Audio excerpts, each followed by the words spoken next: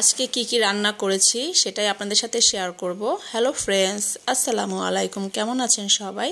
আলহামদুলিল্লাহ, আমরা বেশ ভালো আছি।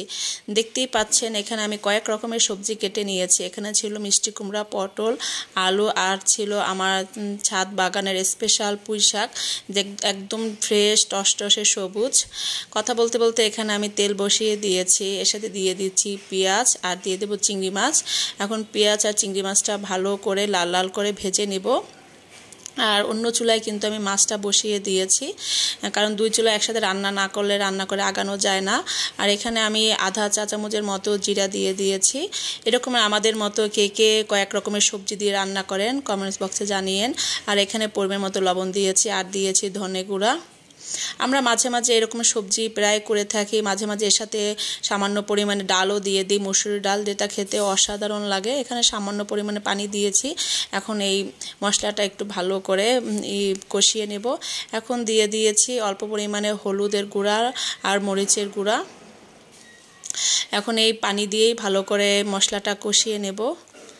আর যেহেতু আমরা দুই বেলা রুটি খাই, এই জন্য একটু সবজিটা আমাদের বেশি লাগে। আমরা কিন্তু সকালে রাত্রে রুটি খাই আর দুপুরে ভাত। আমরা হাজব্যান্ড ওয়াইফ অনেক আগে থেকেই এটা খাই, কোনো সমস্যার জন্য না, এমনিতেই আমরা ভাতটা একটু অ্যাভয়েড করতে চাই।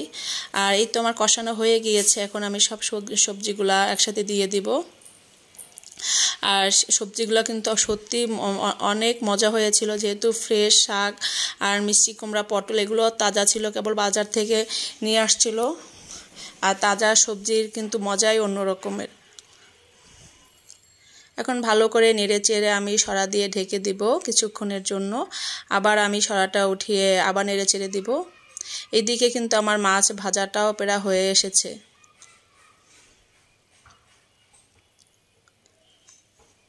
এর সাথে কিন্তু মসুর ডালটাও অ্যাড করা যায়। আজকে আর মসুর ডাল দিয়ে রান্না করলাম না, অন্য আরেকদিন করে দেখাবো।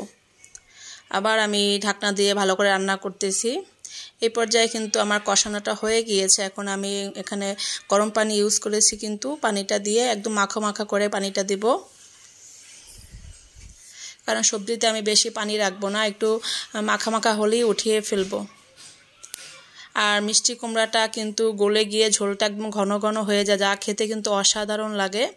এদিকে আমি সবজিটা ওই পাশে বসিয়ে দিয়ে এখন এখানে আমি মাছটা বসিয়ে দিব। এখানে আমি রসুন, তারপর পেঁয়াজ বাটা, জিরা বাটা সব দিয়ে ভালো করে মশলাটা কষিয়ে নিচ্ছি। এই পর্যায়ে আমার কষানোটা হয়ে গিয়েছে। এখন আমি পানি দিয়ে দিচ্ছি, পানি দিয়ে আরেকটু ভালো করে কষিয়ে নেব। এখন হলুদের গুঁড়ো দিয়েছি আধা চা চামচের মতো, এবং মরিচের গুঁড়ো দিব প্রায় 1.5 চামচের মতো। এখন ভালোভাবে এটা কষিয়ে নিচ্ছি। আমি ওইভাবে কিন্তু ভালো পাকা রাঁধুনি না, যা যা পারি তাই আপনাদের সাথে প্রতিদিন যা যা রান্না করি সেটাই শেয়ার করার চেষ্টা করি। আর এই দিকে কিন্তু আমার শাকটাও প্রায় হয়ে আসছে। আমি একটু উঠিয়ে দেখলাম, এই যে আমার মাছটা হয়ে গেল।